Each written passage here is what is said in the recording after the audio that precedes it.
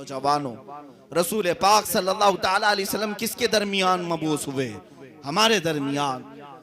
सिद्दीक अकबर किस जमात में हैं? हमारे ही जमात में। फारूक आजम हमारे हैं, उस्मान इब्ने अफ्फान हमारे हैं, हैदर कर्रार हमारे हैं। पूरी दुनिया इनकी मिसालें आज तक ला ना सकी। वो तारीख के अजीम कद्दावर शख्सियतें तुम्हारे पास। हुसैन इब्ने अली किसके पास है? तुम्हारे पास है। तारीख में आगे बढ़ो, जिसने अपनी एक तलवार से कई इलाकों में परचम इस्लाम का दबदबा कायम किया। खालिद बिन वलीद किसके पास है? हमारे पास है।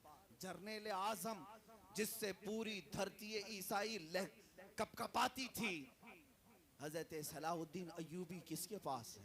हमारे पास है। आज भी मुंह टेढ़ा करके नाम लेते हैं शहाबुद्दीन गौरी, हमारे पास है। इससे भी आगे बढ़ो, जिसके रोबो दबदबे से सारा आलम कांपता था, वो औरंगजेब हमारे पास है। सारी ये शख्सियात हमारे पास। तुम्हें फख्र करने के लिए क्या नहीं दिया अल्लाह ने? सब चीजें होने के बाद अब जो तुम कर रहे हो जय जय करते हुए, कभी इस पार्टी के पीछे, कभी उस पार्टी के पीछे, कभी उसके नारे लगाए, कभी इसके नारे लगाए।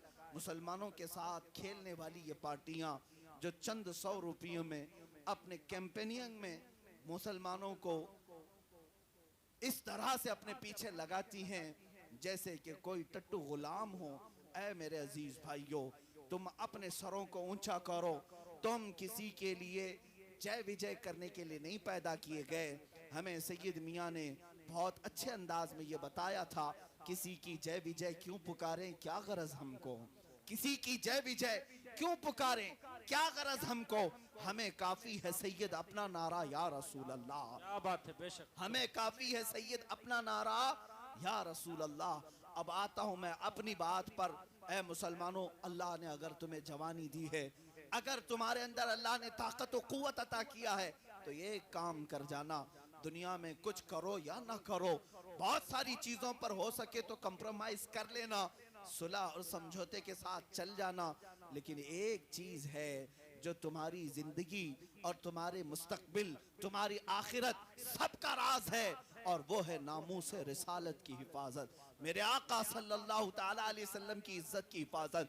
याद रखना, मैं एक बड़ी बात कह रहा हूं, अगर मेरे नबी की इज्जत सलामत है तो हम सब की इज्जत सलामत है। हमारा मुस्तकबिल भी सलामत, हमारी कब्र भी सलामत, हमारा हश्र भी इंशाअल्लाह रोशन और ताबनाक होगा।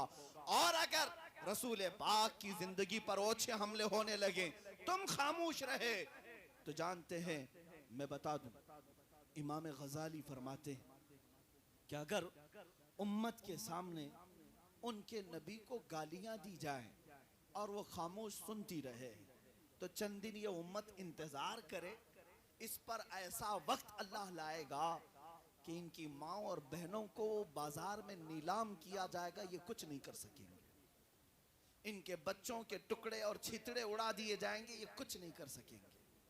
क्यों?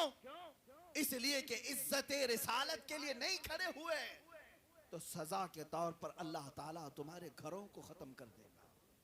तारीख ये बताती है, बगदाद 3 बार बुरी तरह से तबाह हुआ, खून में लोगों को नहला दिया गया, मुसलमानों की खोपड़ियों से मीनार बना दिए गए, दरियाए दजला को लाल कर दिया गया खून से।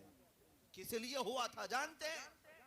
उस जमाने में भी सबसे ज्यादा हुजूर को गालियां दी जा रही थी। और आपको मैं ये बताऊं कि अल्लाह रब्बुल इज्जत अपने नबी की इज्जत और हुर्मत की हिफाजत के लिए किसी न किसी को जरूर पैदा करता है, और कयामत तक मुहाफिज आते रहेंगे, खादिम हुसैन पैदा होते रहेंगे, और कुफ्र की धरती को और उनके तमाम मजमों को जलजले में तब्दील करते रहेंगे। लेकिन तुम अपनी जिंदगी को टटोलो, तुम किसके लिए पैदा किए गए? क्या खाने पीने, कमाने और बेचने के लिए? आपकी तवज्जो है मेरी तरफ? मैं बात रसूल करीम सल्लल्लाहु अलैहि वसल्लम की कर रहा हूं। महफिल रसूल में ये तसव्वुर होना चाहिए, इतना अदब हो, इतना अदब कि हम सुन्नी हैं अल्हम्दुलिल्लाह, हमारा अकीदा ये होता है कि हमारी महफिलों में खुद रसूल पाक तशरीफ लाते हैं। जी बेशक बेशक। तो जिस कौम का यह अकीदा हो उसे तो अदब के आला पैमाने पर उतरना चाहिए, किसी भी चीज पर इधर उधर तवज्जो ना जाए।